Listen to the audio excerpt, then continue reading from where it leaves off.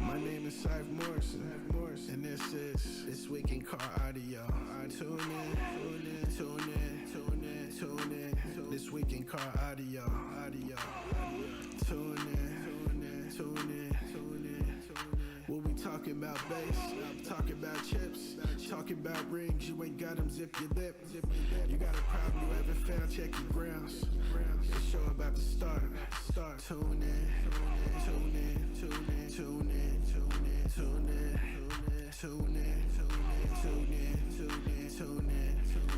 This week in car audio. Yeah. Tune in. This week in car audio. We're going live now. Welcome to This Week in Car Audio with your host, the Judge, Doug Stockton, co-hosted by Mr. Jeffrey Fernandez. What's good, Jeff? Hey, Doug. How's it going? It's going good. I'm sitting here trying to share some stuff right now, trying to get it out on the Facebook, Oh. and do some other stuff. Oh, yeah. Normally I It's not retweet. repost it. I repost it, but I missed it. No, I'm working on it. Anyway, what was good for you this week? Anything new? I repost it, but no, nothing new. Just kind of relaxing, and a lot of stuff going on actually in the DbDrag world that I saw. Our new what was his Cody's official title again? Marketing manager? No, it was operations manager. That's right. Yes, our new operations manager had put a couple of posts up, and thought that was kind of cool. Operations because obviously I don't follow Facebook, so what were they? If you get a chance, I think it might have been shared in the judges chat as well as the DbDrag Facebook page. Okay. But there's this YouTube video. Oh, kind of. I did see that. Yes. I had to commend the DbDrag staff on the video. It was really nicely put. And I'm not just saying that because there's a bunch of pictures of me in it, but it was easy to follow, and hopefully, potential judges will take a look at it and see how easy it is, and then, So why don't you become tell the judge. people what it is, just real quick, just like a synopsis of it. I mean, because it's only like 4 minutes long. I believe it was like 14 minutes long. No. I think it was only like 4 minutes long. Because I watched it, so I know it wasn't that long. Was it the one with the? It sounded like the DJs, the radio DJs talking. Yes. Oh, you must have got the Reader's Abbreviated? Digest. Yeah, the Reader's Digest version, because I remember I was at Costco watching it on my phone, and I was going through the aisles, and it was about 14 minutes, I believe, but it was basically talking about like the requirements that we talked about a couple weeks ago. I don't think they got into specifics, but like term lab and a tent and stuff like that. I fixed the echo, Eric. Just so you know. I didn't hit the mute button on the other thing, so we had an echo. Sorry, Eric. You got it fixed though. Speaking of Eric could be a judge. He could. Yeah. Anyway, I'm sure he just have to borrow somebody's term lab. All right, here. Let me go to Facebook. You know what? Let me do it on my phone real quick. I'm gonna look on Facebook here and just kind of see how long that video is. So what Jeffrey's talking about is DbDrag put out a video, how to become a DbDrag judge, and it is 14 minutes long. So I don't know. Can you guys see that at all? Let me see here. Zoom. Oh no, because I'm not using a green screen, so it don't want to show the thing. Anyway, so it's like Jeffrey said, it's a couple of DJs basically talking about different things. Talking about the equipment you may need. It's a synopsis, and it's a very broad strokes of what it takes to become a judge for DbDrag racing. So, if you guys are thinking about it and that sounds like something that was interest you, then that'd be very, very cool. I would suggest start there. Yeah, that's a great place to start. Wayne also has things called modules, which is a group of kind of learning how to run the term lab. And he's also got those. So if you ask Wayne about those, that helps also. Now, one thing you will never, ever get from Wayne or from that side of it is how to make rulings as a judge. Because that is on you, and you use your peer group, Jeffrey, myself, Jeremy Kramer, Wyatt, Ray Choi, Zamir, and you use us to bounce off your thoughts, and that's how you end up with your rulings that are questionable. Wait, I don't even think Wayne considers himself a judge anyway. At all. So, and so it's like, yeah, if you ever ask Wayne for a ruling, he'll tell you, hey, I'm not a judge. You need to contact the judges. Now, they'll share it with the judges for you, but they're not going to make a ruling for sure. Hey, I feel like I'm more upbeat or happier this week. It does. I made a decision at work, so it kind of freed me up today. So, Skip Rutland popping in, Warren Jackman up there. So what's up, Zamir? Don Doyle. It's a pretty good general commentary on becoming a judge and the responsibilities of being a judge. yes. So, but like I said, this is me personally, and I'm not saying, Nick Semino popping in again. Been a while since we've seen him around here. But once again, this is my philosophy through many management classes and stuff I've taken over the years.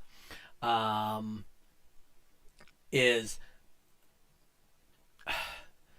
going to break bread with the people after the show is a good thing, but having them as your good friends, it potentially shows a bias. It's a perceived bias. Some people don't understand that the term lab is totally objective. It don't care, right? So it's not. There's no feelings involved. The numbers are the numbers. As we like to say, that meter hurts a lot of feelings. So over time, it is definitely hurt a lot of feelings. Real quick, Skip Rutland, if you guys don't know, back in 2000s when I used to manufacture car audio stuff, and my amplifiers were the SR models, that was Skip Rutland. That was in honor of Skip. Oh, yeah. That's cool. Eric says he competed in a different org this weekend. So it wasn't as exciting, was it, Eric? Just saying. I mean, I'm sure it was great to compete, but it wasn't as exciting. Speaking of people that have taken the plunge to become a judge and to try and expand it in their neighborhood, this week we got Zamir. How's it going, Zamir? Not too bad. Nice to be on the show. Oh, there you go. Eric said Base Wars. Of the different organizations, Base Wars is probably going to be one of the ones that's more fun, I would say. Anyway, why don't you tell us a little bit about your history and stuff? Chet was doing it. Speaking of, Chet said when I do move to Dallas, please get a hold of him, and he is strongly interested in continuing with DbDrag. So, anyway, just a thought. But, so, anyway, why don't you tell us a little bit about you, Zamir, your development, why you became a judge, all that stuff. Why don't you give us a little rundown? basically the backstory is I grew up in Trinidad and Tobago, Oh, and we actually went to quite a few shows while living down there with in my Darren, early right? years. Yeah. Mm-hmm. Yeah, Darren. Um, yeah, Darren is actually one of the judges that helped me out quite a bit Okay. um, to become certified. Mm-hmm. So he's one person that I've followed through and through, and I've learned quite a bit from him. That's good. Yeah. The other person that I've learned quite a bit from is Don Doyle. Okay, I'm not sure. in the chat right now. Yeah. So Don Doyle used to be one of the judges in Canada. Okay. In the This was going back to I think 2008, 2010, around that Okay. time. All right. Yeah. So he has done finals events as well, but he's long been retired. So I did learn quite a bit from him as well. Okay. But I've been competing pretty much since I'd say 2003, 2004. Okay. I've competed in DbDrag, Mecca, ISCA, NADBL. Between 2015 till 2019, I was actually the NADBL 3X judge. Okay. And then I made the shift over to DbDrag. Don Doyle says 2010 or so. Yes. Les Kostic popping in. All right. So, what made you switch from the other organizations to DbDrag? What was your little, To be honest, it was more the fact that it's a worldwide organization Okay. and it's represented throughout the world, not just in a specific area. Whereas some of the other organizations, it's strictly North America or it's certain states Mm-hmm. that they have it in. DbDrag, it gave me more of an opportunity because it's worldwide. And that's one thing that I do like about it. And I'm sure some of the competitors like that as well, because when they put up a number, that number goes against the rest of the world at that point, if it's a certified score. Right. And if it's at a world finals, it could be simultaneously. So yeah. Yeah. Nick Semino says you were pushed by the right people. Including Nick Semino. Oh, there you that's go. how it happened. But and I'm sure it didn't hurt having Darren. Like you said, I'm not, hopefully not putting this in the wrong way, but like you admire him. You saw something that you wanted to emulate in him being a judge, right? Yes. Is that accurate? And it's not just Darren; it's pretty much any of the 4X judges. Mm-hmm. So That's you, Jeff. Yes. Jeff, Ray. I've spoken with Wyatt. It's not just one judge. It's just in general. Like I honestly enjoy the hobby, and I would love for DbDrag to become more recognized in not just Eastern Canada, but Canada as a whole, because it is represented quite a bit in the West. Ray Choi has been doing quite a lot of work there. So yeah, I just want to get it back to how it was years back when Nick, you have Les on there, Don Doyle. Yeah. They were all competing. Uh-huh. So. Okay. Warren says he's happy you took the leap out east. So, I just wanted to mention real quick for you people that may know Ray Pimley. I saw him post because I don't go on Facebook until until Mondays. I guess on the 11th. So today is the 14th. So a couple of days ago, Ray Pimley had his kid. So okay. For you guys or whatever, reach out, say congratulations to Ray. Congrats. Yeah. So car shows are going to get a lot tougher for him right now. Newborn babies make it really tough to do work on the weekends, right? Yes, indeed. So Tyler Archer being back there, he says very Canadian. Yeah. So, how many shows have you done in DbDrag so far? Each year we try to do 8 to 10 per Okay. season. Our season is basically from uh, May till about September. Okay. May to September. Yeah, just because that's Weather. warmer weather. Yes. Everything else is frozen and cold. Yeah. Jeff Marshall popping in the chat also. All right. I suspect. So who's your first call when you got a question? Honestly, it's between Ray, Mm-hmm. Darren, Mm-hmm. There you go. and Wayne. And who? And Wayne. Okay. Yeah. And how does Wayne help you with any rules questions? He's not very good at them. No, he is helpful. Okay. But again, like he will push you more towards asking a forex judge. Yeah. They would have better understanding. Right, and you know Wayne helps draft the rules, and he kind of takes all our thoughts and puts them to paper. And so the rules that we see aren't necessarily Wayne's thoughts and rules.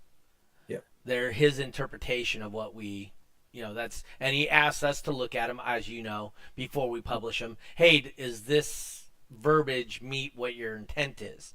So ultimately, he really relies on us, the judges, to make these decisions and say, hey, this is the rule. This is why we want to do the rule.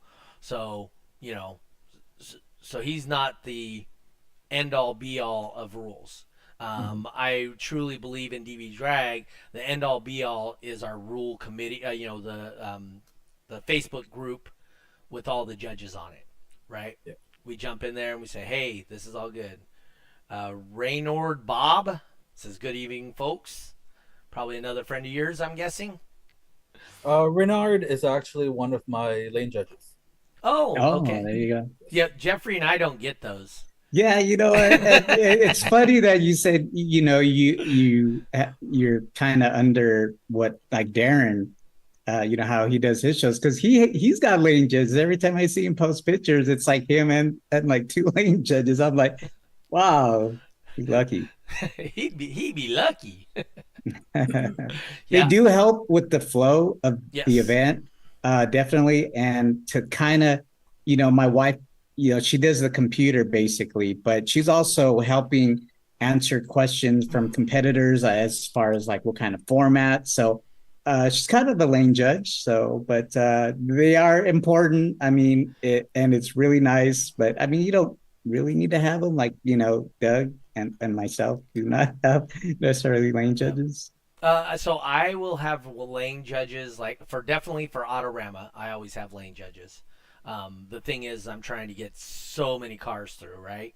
Yeah, but definitely help. Yeah, any of the smaller events, for me, I typically find a competitor that's willing to. They just want to have fun, want to be part of it, and they'll jump in and put mics on the cars. I typically have to do the clamping and whatnot. But yeah, we get lots and lots of people that really help.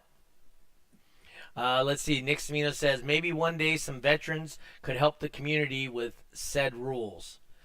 You guys... I think there was a little bit of that. Yeah. I think there was a little bit of that this season as far as like extreme. Mm-hmm.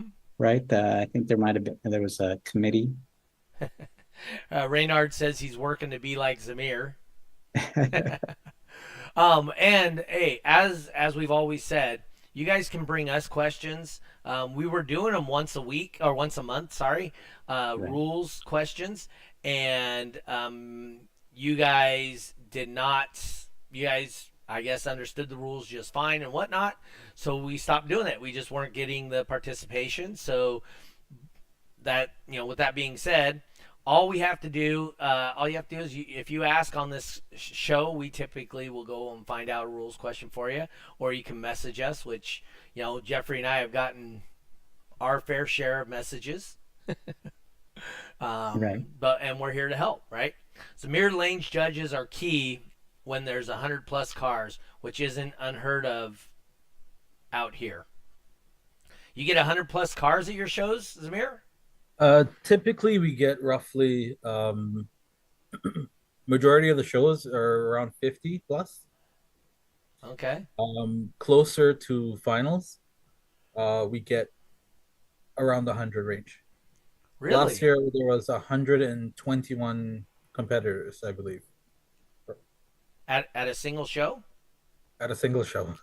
Oh, that's pretty awesome. We don't get that very often, do we, Jeffrey? No, but I think what he's talking about is that crunch, is that finals crunch, where they come out of the woodworks and try to get their last minute points. I mean, I've Oh. kind of seen those swings also. Exactly. You get them coming out of the woodworks and then Yeah. they come in groups. Yeah. No, that's cool. Mhm. So you said you started out as a competitor, and so how do you think that's helped you as a judge? It gave me quite a bit of understanding of what a judge actually goes through. Mm-hmm. One, to class the vehicle accordingly, Mm-hmm. and for the qualification runs, the brackets, and the head-to-head competition. Like I can see on the other side now how Mm. Yeah. a competitor enjoys it. Mm-hmm. So I believe it was Jeffrey that said, you know, being a competitor first and then becoming a judge was helpful. But like I said, I may be wrong, but I think it was Jeffrey, and he said, for one thing, you understand the competitor's mindset, like Mhm. how much time and effort and how much of his soul has put into going to this competition, and you tend to have empathy. I mean, as a good, I mean, that's the best word I can come up with. But you have understanding of when you tell them this is the rule, they, how their feelings, like, hey, no, that's my, and they take it personally. But I don't know, was that you, Jeffrey, that was talking about that? How? Yeah, and I think so much so is if you're a competitor for a specific class Mm-hmm. or a specific, like, say if you were, like, I was a super street no wall competitor, so I can kind of bring my knowledge of that super street no wall, and kind of lend it to competitors who are wanting to do that class, and then they'll listen to it because they know, hey, this guy was in that class, he's won a couple championships, and He just we should shows them his listen to him. arms. So I had some people, like, they would refer to me as OG, like, because I was just doing it for so long. But I think to have that kind of background, especially for a specific like class, or even like if you're a street competitor, you would know all of the street rules Mm-hmm. because you've gone through and you've lived it. Mm-hmm. You've had to deal and work with the judges to get your vehicle street legal, I guess, so to speak. So something like that definitely helps. Plus, you can also, not saying that anybody cheats, but you know what to look for in a car that's a class, right? So, I guess, yeah. hey, wait. When I was doing this competing, I may have thought about doing it like this too, but it's against the rules. And, it just gives you a great perspective. So, and I also believe that Yeah. the competitors, seeing that you came from the competition side Hmm. back to the judging side, that they respect you in a way of, hey, he understands what goes into the build. And I mean, it's a mutual respect, right? So they start Hmm. seeing, hey, I think he understands, you know. So when he's telling me something, I'm actually listening. It gives you a place of authority, I would say. I So think more so it's what the kids call street cred. yeah. But no, that's awesome. So you've been judging. How many? So you said you do about 8 shows a year, and Yep. you're currently a 2X judge. I'm a 2X judge. All right. What's your next move to become a 3X or 4X? Is that your plan? It is a goal, but for now, I need to do more 2X shows. Okay. And as of right now, for Eastern Canada, we've been only doing a handful of some of the formats. I need to Okay. start pushing to do more of the formats and get some of the hosts involved to do not just one or two, but like 4 or 5 different formats at So, an event. so what formats do you kind of focus on typically? Typically we focus on just the SBL and the base race. Uh, Wow. as of last year, we started pushing more for Cyclone, Okay. and we're going to be doing freestyle and top dog. Okay. Well, if you're already doing base race, to add in top dog is super easy, right? Mm-hmm. And let's see here. Exactly. Oh, here. So Nick says, "OMG, Doug, you just hit the nail on the head." Exactly. People with a proper brain and integrity would not do stupid things to get a vehicle questioned. Zamir makes it run smoothly. That's from Ray Ray. Street Max or Street C, come back. That's from Tyler Archer. Brian Hookumchand. Man, there's a lot of consonants and vowels in that name. It's difficult to get proper venues to hold shows and host. Who can afford to hold them? So, how are you doing with getting venues? Because that's a thing that always comes up when we talk about Oh, yeah. judging. Big hurdle. Yeah. So for us, venues, we deal mainly with a host. If they have a active car show, they Okay. want to add audio to it, Uh huh. then we're more than welcome to add the audio for them. And we give them a breakdown of how we run things, the formats, and what's involved. And then we go from there. So, Um, so typically you're at a car show or something like that. Majority of the time, it's at a car show. Okay. There are some shows that are strictly just audio. And for those shows, that's the ones that we push more for multiple formats. Okay. Whereas the ones with car shows, uh, it gets a little bit um, harder just to get every single format done with the amount of vehicles that has to run through in the space that we're allotted. Okay.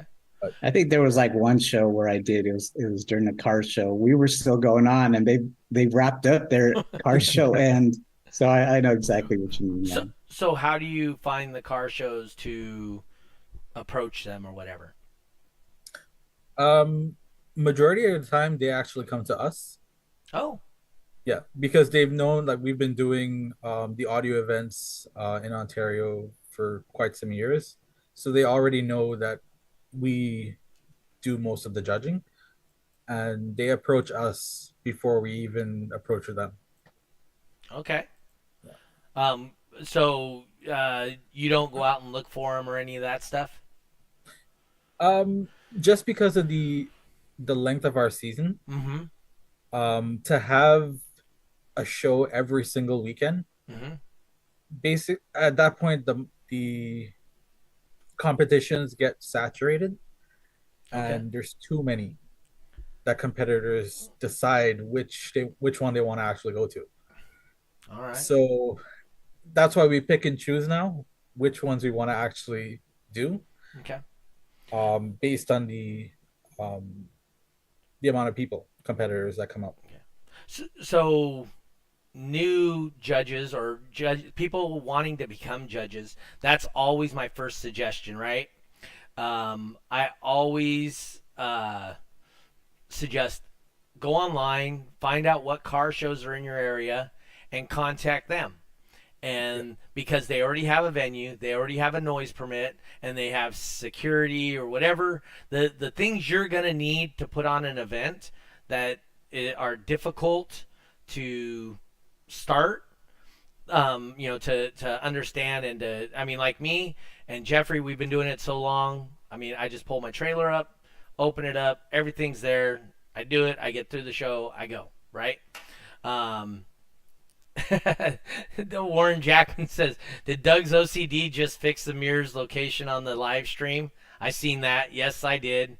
It was very crooked, so I had to fix it. It's not an OCD thing. It's just I'm looking at it, and I do graphic design all the time, and off center looks funny to me. So, but the majority of people that hear this podcast, or the majority of them get it from audio only anyway. So nobody on Spotify can see Zamir out of center. But yeah, like I said, the easiest thing, you go online, look for car shows in your area. There's a contact for the person that's running it. Contact them, and they a lot of times would love to have stereo competitions at their events. That's honestly how I started putting on shows, and then it grew to shops, and then you start having shops and shows that have a repeat. We want you back. We want you back. We want you back, right? And then so year after year, you already know, hey, I'm booked for this show, and this show. We're gonna be there, right? I mean, that's what Autorama was for years and years and years. So that's always helpful. What would be the number one suggestion you would have to somebody that wanted to become a judge? Have a lot of patience, especially when dealing with the competitors. Mm-hmm.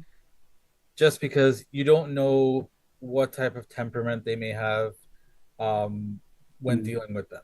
So if you come out to class a vehicle and you come guns armed and you're about ready to tell them, okay, you can't compete in this class, you need to have patience and explain to them why they cannot compete in that class. Mm-hmm. They may have built it for the class and something may have pushed them over. So you need to explain and have patience to do that. And a lot of times I do see people that try to do judging. Mm-hmm. That's one major flaw that I see with them, because they do not have the patience to speak to competitors yet. And that builds with time. Yeah. The more and more you deal with them. Well, I mean, you're in Canada. Dude, everybody's super nice there. What do you mean? Exactly, right? Yeah. Let's see. Ray says, we were all stoned and have permanent smiles while our shows. Come on now, Zamir. How do you guys handle locals who complain or whining about meter scores? When the meter hurts their feelings, how do you handle that, Zamir? That's a good question. Honestly, we've had quite a few locals that come up. Mm-hmm. They put their cars in the meter thinking that it will do, for example, a 50. Mm-hmm. And it may not even scratch the surface of a 40. But then we have to explain to them that, okay, it's not just metering the loudness by ear. The meter actually tells us, and as you said it earlier, I forgot what you commented on, where there's no judgment that the meter will do for the person. Yeah, it's an objective bystander, right? Correct. Yes. So we can't adjust it. None of that. Warren says, "Tell them to grow up." How do you deal with it, Jeffrey? I think that's where that experience comes into play. You know, it's like, hey, I understand what it takes, you know, to get your vehicle at a certain level, type thing. Also, just being a judge, man, you talk about, you know, dealing. I don't want to talk bad about, you know, certain groups of people or what have you, but when the person who commented, how do you deal with complainers and whiners? You know, we do world finals, and you take that and then you multiply it by 100.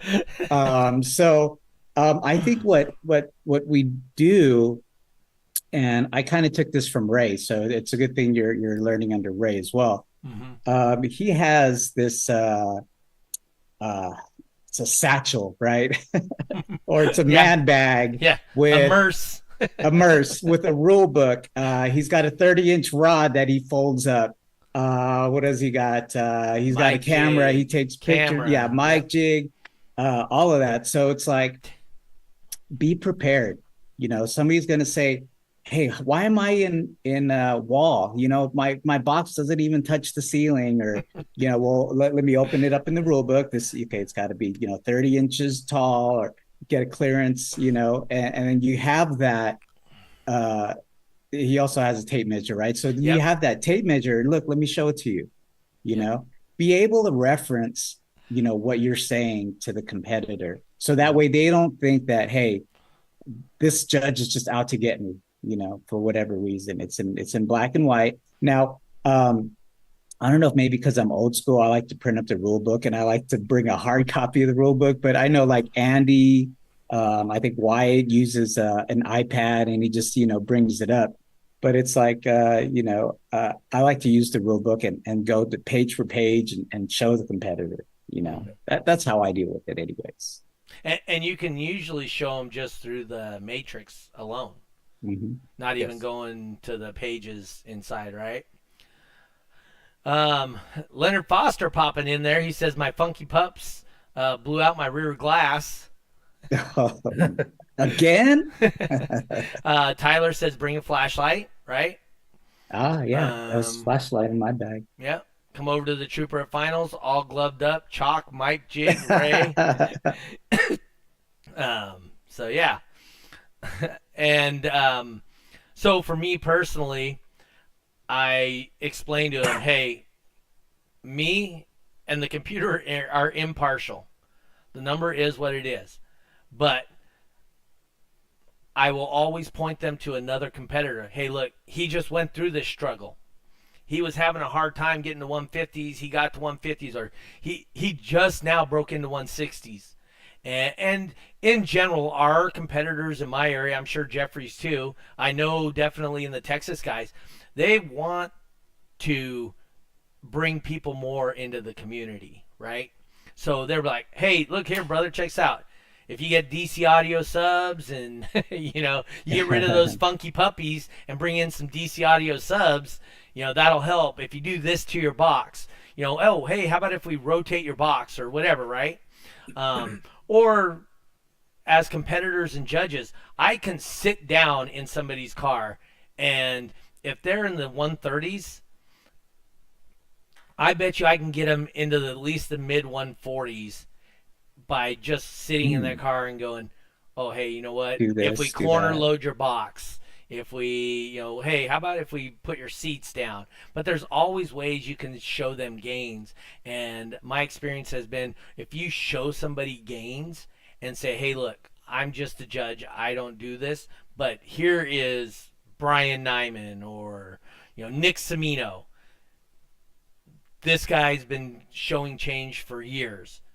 Talk with him. He'll help show you the way to get more change, right?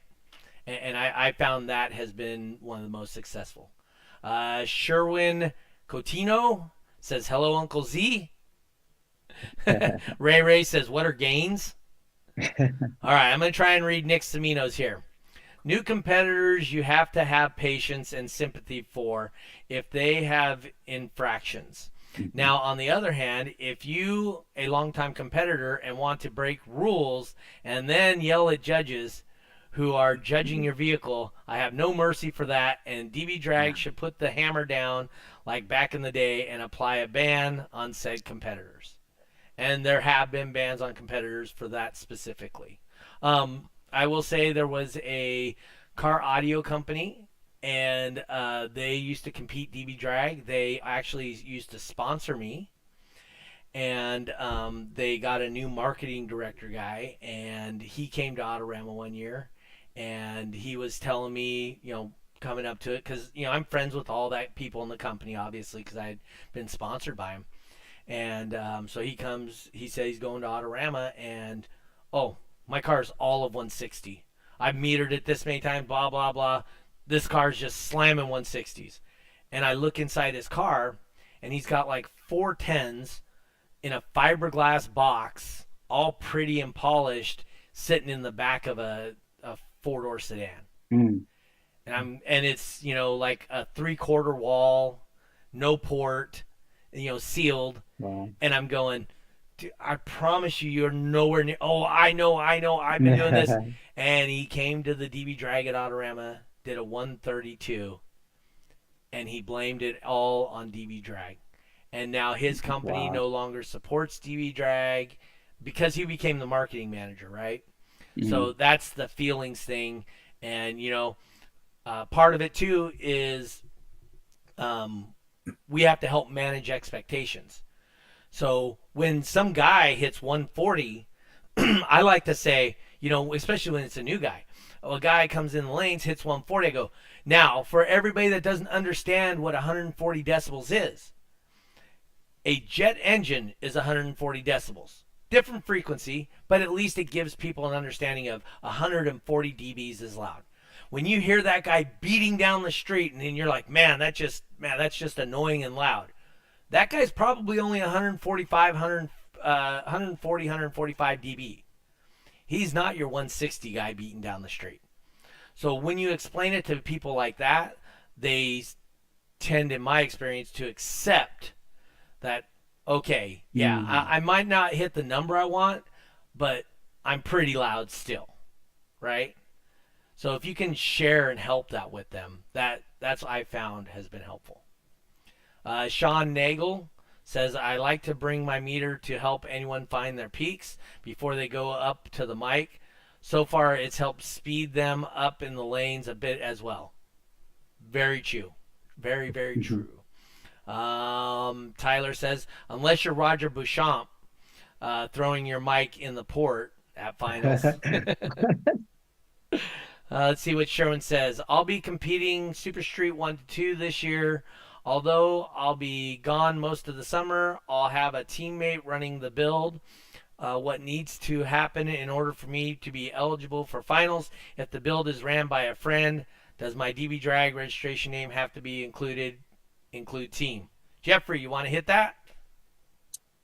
Yeah. So I know in the past, and I know it's kind of been a hot button issue, but I think if the name of the vehicle does include a team on it, then members of that team can run the vehicle for the person. But I think there might have been some talks about maybe changing that, or I don't think it happened this year. So I don't think it happened either. So you guys are good for another year. Yep.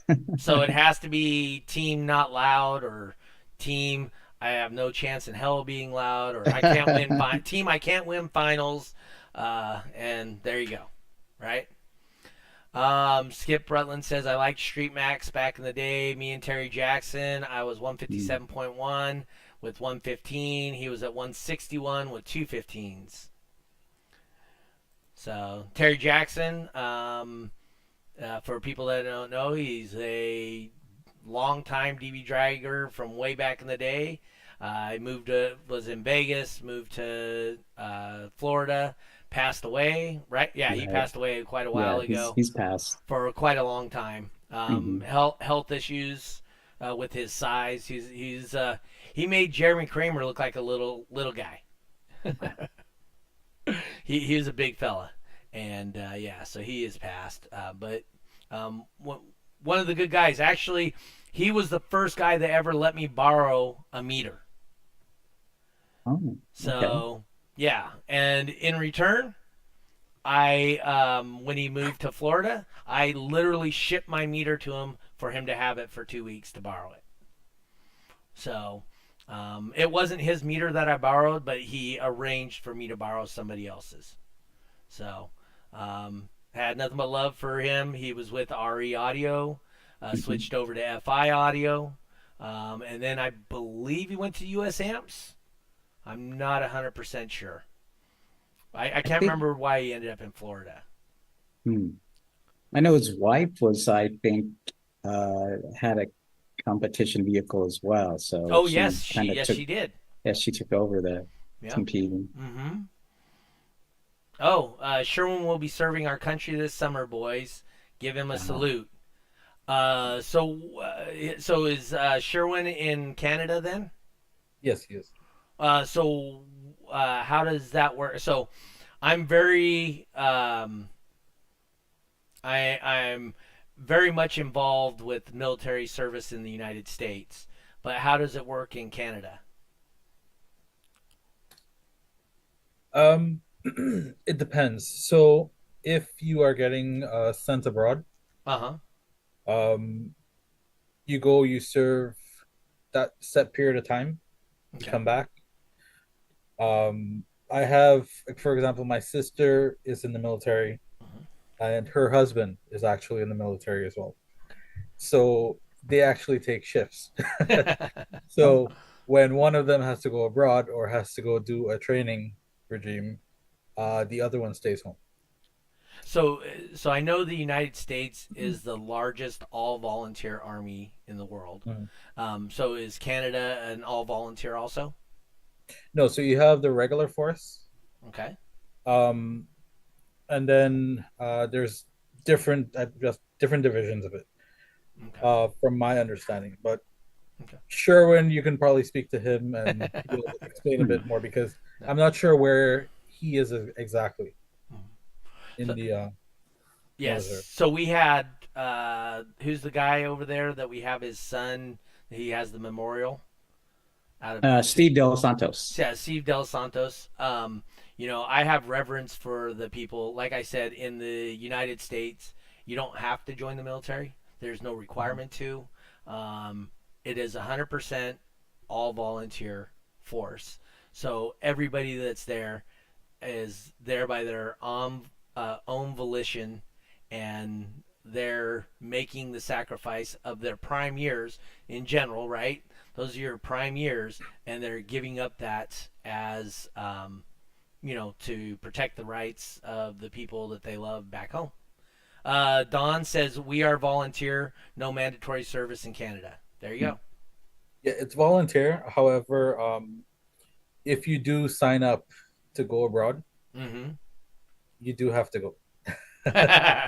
Oh yeah, once you sign up in the military, you're the volunteer part's over. Yes, We call that you get voluntold. yes. um, Nick says, does DbDrag not have an exemption for military personnel? I believe, Nick, that is really where the basis of the team thing came from. I think when it all started, somebody was in the military and I know at least on the West Coast, when I was bringing it to him about this stuff, we had a gentleman that was in the West Coast that was out being deployed, and to get his points, his teammates ran his vehicle for him so he can get his points. Let's see. Regular force is full time reserve. Is full time reserve is like Hmm. reserve National Guard. NCM is like the enlisted members, officers are commissioned. All volunteer service. I am an avionics tech on a C-130. So that's a very large plane. And then Nick Semino says, well, we know others use the team thing to get the biggest guy in the vehicle at finals. That's why I ask. So that's fine if it's the biggest guy, but that biggest guy has to run the vehicle. Nobody's allowed in the vehicle that's not running the vehicle. That's plain and simple, right? Remember we added that, like, I think 2 years ago, Jeffrey, or 3 years ago? I believe so. Yeah. Yeah. So that's it's a good thing. Um, so Zamir, what got you into car audio? What started your love, or well, where was did you have an aha moment like I got to be part of this? To be honest, it was back in Trinidad. Uh huh. My dad actually had uh, an old Mazda, and in that he had two 10-inch bazookas Mm-hmm. on a Hmm. Clarion deck Mm-hmm. with I think it was a Pioneer EQ. All of that on a little 400-watt Kenwood amp. Okay. And since then, like, it was instilled in me. Like, I wanted to get into car audio. Just he Mm. had a little bass, and you go, I need more. Well, it started off with that when I was a lot younger, and then it progressed because he had another car shortly after that. With it was a box with two 15-inch subs, Okay, and you that's a would step hear up. him. Yeah, you would hear him coming out from the street after hours. Uh huh. You'd hear him coming. So when we heard him, we'd all run out and wait for him to come. So I remember sitting in the passenger seat or the driver's seat, and you could feel that thump on your chest. Mm. And you can feel the clarity. You can hear the clarity in the door speakers. Mm-hmm. And yeah, that's something that I'll always remember. Mm-hmm. Well, you can tell that that was a key moment for you. I mean, as he's Mhm. saying it, you just his face lights up, his cheeks go from here all the way up to here. Fond memories. It's great. It was your father. That's Yeah, awesome. yeah, It could be an uncle. It could be just some guy going down the street that took you under his wing. Yeah. Everybody has that person, right? So that's awesome. I'm glad Mhm. your dad. Does your dad still do it? Is he around? He's around. He Mhm. actually helped me while I was competing Oh, Okay. to build quite a few of the walls that I had, some of the boxes. Mm-hmm. So he And was involved. and those moments. Hopefully you understood those moments in the time, but it's hard because when Yeah. somebody's working with you and you're that familiar with them, eh, you don't always work that well together, right? Oh, I know because now I do that with my son. Yes. He's only there 6 you years go. old, Uh huh. but he has a little power reels that I started to build with him. Okay. And yeah, the patience I know that my dad had with me, now I Mm. have to do that with my son. Yeah. And those things, those are moments you can never buy, right? Yeah. And like I like to talk on here about is those are the moments that uh, we in our community get to be part of. That's special and things you Yeah. can't buy. I So mean, I do have some of the sour moments. no, absolutely. Yeah. So one actually funny story. It was our gender reveal for my first child, and I had a Honda Pilot that was built with a wall, Mm-hmm. 415s, and an 8K amp at the back. I got my nephew to do the setup, and he had the paper mache that was Oh. supposed to be coming out of the Mm-hmm. window as soon as the bass hits. He forgot to turn on the truck, and he just turned up the bass knob, and within like a second, all you saw was smoke. And it wasn't pink or blue; it was white. It was white. Yeah, yeah. Oh, the gender reveal. I remember this. That's from Don. Yeah. Oh, He was actually the one that was there with wire cutters to snip wire the wires cutters. off. Because your amps were smoking. Oh yeah. Do you recall like I know you said that you were with your dad in the vehicle, and you could feel the music. Do you recall like the exact song or recall Ace of of a Base. song? What'd you It say? was Ace of Base, all that you Ace want. of Base. Ah, okay. It was around that era. Yeah. Yeah. Yeah, like I said, my aha moment with the bass and all that was Madonna Like a Prayer.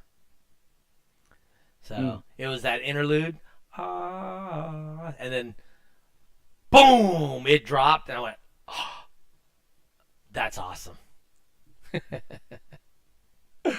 So yes, I remember the song. I remember where I was. It happened just be at a stereo shop. I've always been into car audio. Like I said, Radio Shack speakers, this and that, and I just happened to go to a stereo shop, and that one moment changed my direction in car audio uh, drastically, we'll say. So that's cool. Hey, Jeffrey, Yes. we're about to our hour, bud. Whoa. That was quick.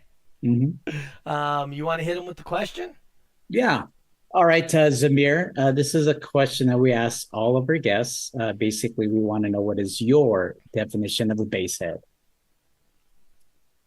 My definition of a bass head is someone who enjoys the hobby, enjoys to do their build or be a part of a build, and enjoys music and competing. Even if they don't want to compete and they just want to enjoy the actual music and their build, that would be a bass head for me. Yeah, that's super important. Mm-hmm. Yeah, no, that's awesome. Just everybody's got their own definition. It's, like I said, it's the love of music. Yeah. The all that stuff. Oh, by the way, Jeffrey keeps posting the video. Is that for the become a judge? Yes. Give it a listen. Yeah. Like we said on the podcast here, you want to become a judge, start. We would suggest to start there. Leonard Foster says, nah, Flashdance on the B&K was it for him. That's going way back. I don't think I've ever been a witness to a competition where they played Flashdance. I know I've heard references. I don't even know if I've even heard of the song. I actually listened to the song. I'll have to go back and look for it. So, it might have been before my day. Yeah, it was. It was definitely before your day. B&K was the official meter. But Flashdance, the thing about Flashdance is there was plenty of highs, and that was before we put the cap on the frequency limits. Mm-hmm. Yep. So Flashdance. I actually have a question for you, Jeffrey. Okay, go for it. How do you deal with a competitor or competitors that try to push the limits and they're in the gray areas and they come back consistently with that same issue? Okay. I think I'm not sure if I'm using this word right, but to be apathetic to the competitor, know why they're doing it. I mean, and let them know that sympathetic. Okay, that's what. Yeah, apathetic. You don't care about it. Apathetic. Oh, sympathetic. That's the total opposite. So yeah.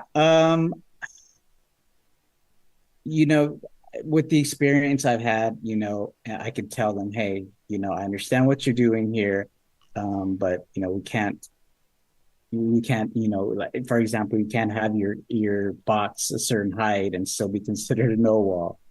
And just kind of sympathize with them, say, hey, I understand, what you're trying to do here, but it's something that, is not allowed. Do you have like something specific, like someone came up to you and try to get past you time after time, or? No, it's just in the future, because I do know that we will be getting more of this, just because we do have more competitors that are registered members now. Okay. So we will be getting more and more people trying to push the limits. Okay. So how I do it personally is I will say, hey, if this is a 1X event, whatever, hey, look, we're at a 1X event. You violate the rule here. Let me see what's going on around here. And sometimes I'll ask the competitors, or if it's something not egregious, then we'll go, hey, I can let you do Super Street 1 to 2 or whatever. But when you come to a 3X, I hold to the rules strict. And if you don't qualify, and I'll let them know, hey, I promise you, at a 3X, this will not fly. You will be put into this Mhm. class. I'm sorry that that's what it has to be, but I'm letting you know now so you have an opportunity to fix it. At a 3X, we don't offer those opportunities at all, and shouldn't at a 2X either.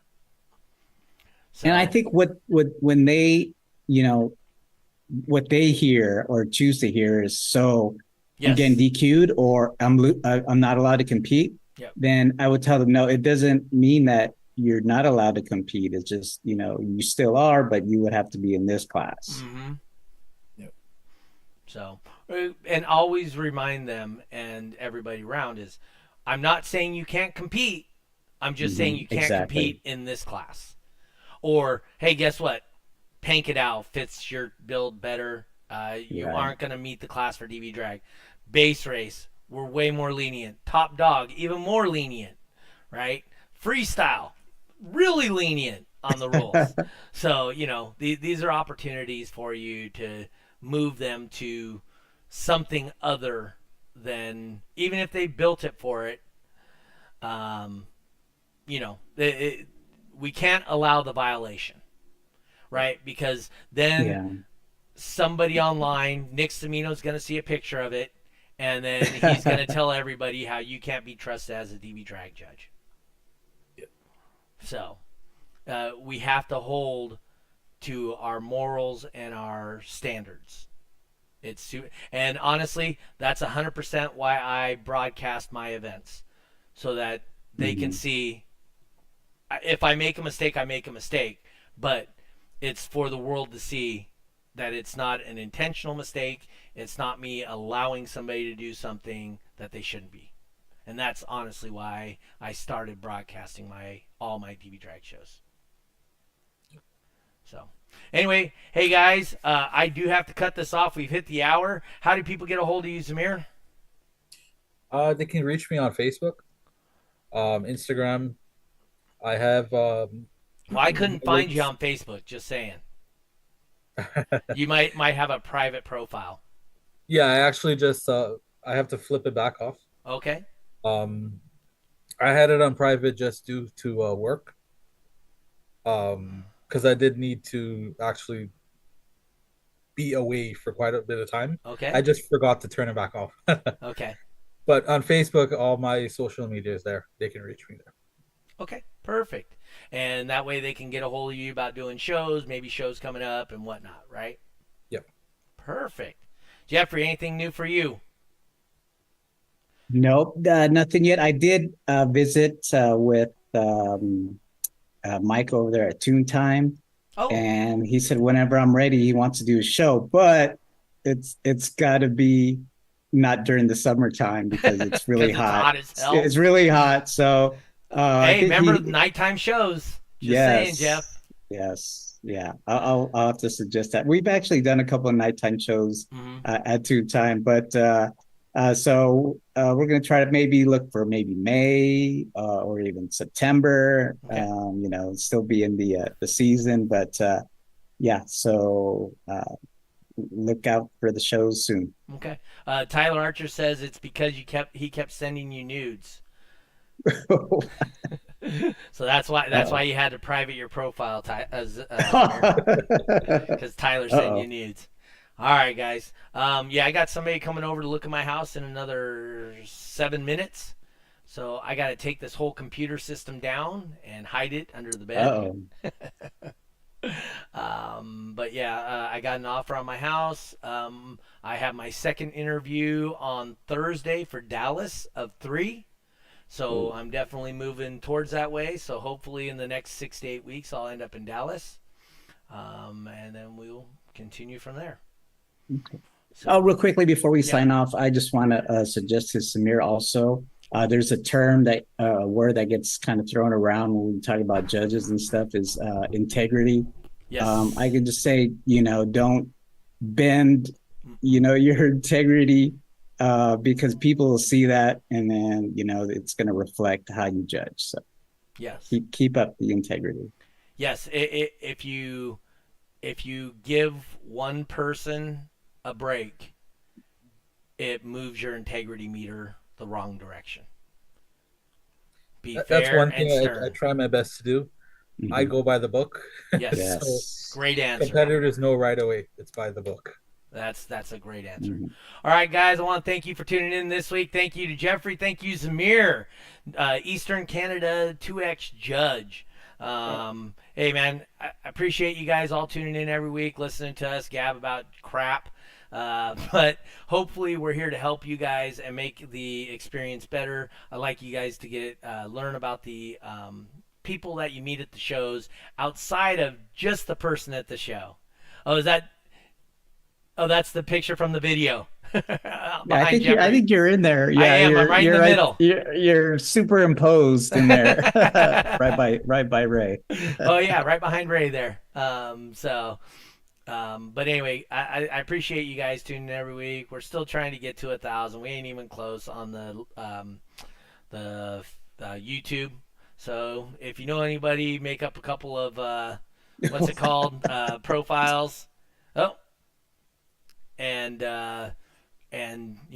become like and subscribe to the video This Week in Car Audio, But all right, guys, we gotta get out of here. Like I said, I gotta clean up. My neighbor just texted me. He's gonna bring somebody by to look at the house. I finally got. We started getting some offers, and this one neighbor that's bringing the person by has already brought 5 people over to my house. He wants one of his friends to buy my house that bad. So or a finder's fee. that's on him. All right, guys, I'm gonna say goodbye. Thank you to everybody. We'll see you guys next week, Monday night, 6:30 p.m. California time, the only time that matters. Peace. We out. Hold on, Zamir. All right. Hey, thank you for coming on. Was it easy? Yeah.